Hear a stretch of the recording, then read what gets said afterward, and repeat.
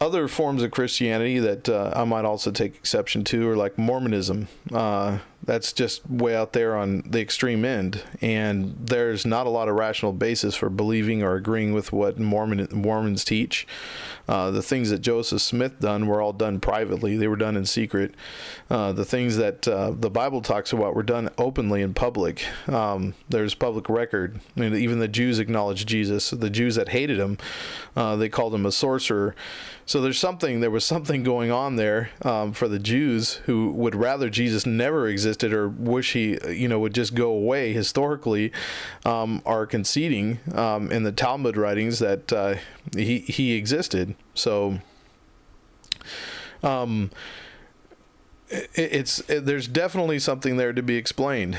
That was in public. What Joseph Smith did was in private. That's hard to defend what the Mormons believe, and that's why I don't believe it. Probably never would have became Mormon, or never could be convinced that what they believe is true. Another thing that I want you to consider is that people have reasons to believe what they believe. It's a lot easier for someone to make up their mind and try to convince themselves for the rest of their life that what they believe is true. Now, this could be the same for a theist or an atheist or an agnostic. If they make up in their mind for whatever reason, they don't want to believe in God. And an example I'll use is that student I mentioned that I had that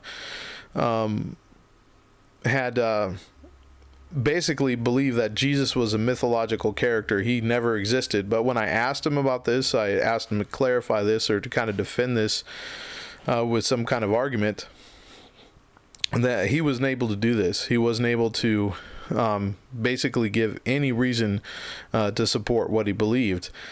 And but he goes on to talk about the way that he wants to live his life, and it's his chosen lifestyle is very contradictory to what Christianity taught. So to me, it seems like the reason why he chose to reject Christianity was based on the lifestyle that he wanted to live, not because of any kind of rational reasoning that he had, because he couldn't give any reasonable argument as to why he believed that Jesus never existed or Jesus was a mythological character.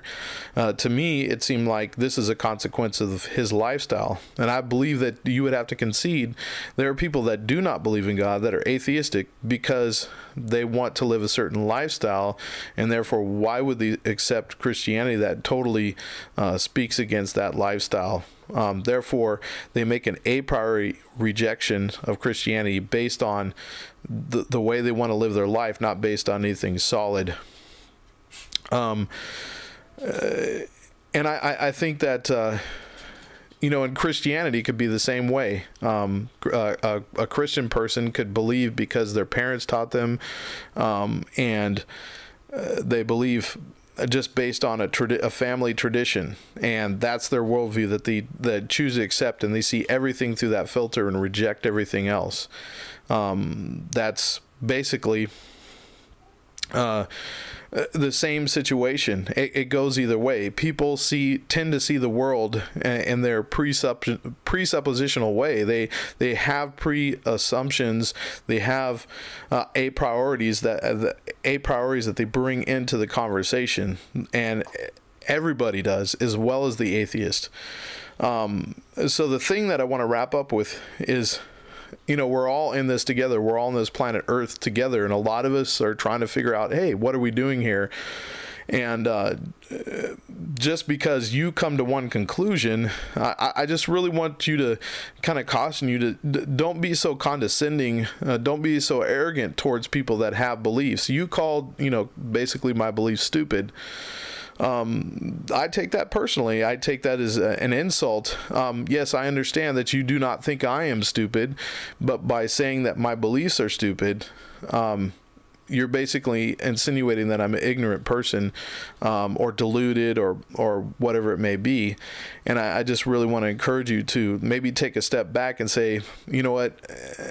I'm just trying to search for the truth, as well as you may be. I don't know you personally, so I can't tell that. But it's just, just something that I want you to take away from this is just to have a little more respect, have a little more patience and understanding towards people that have faith and belief in a supernatural being. It's not as silly as you might say, and that's the way a lot of atheists argued, is that, oh, Christianity, belief in anything is just ridiculous and silly. I can't believe anybody would believe that. And that's your attitude. That's the way that you come across to me. So that's what I want to share with you. Do take this and do what you will with it. I mean, just something to consider, something that you might want to think about. Thank you.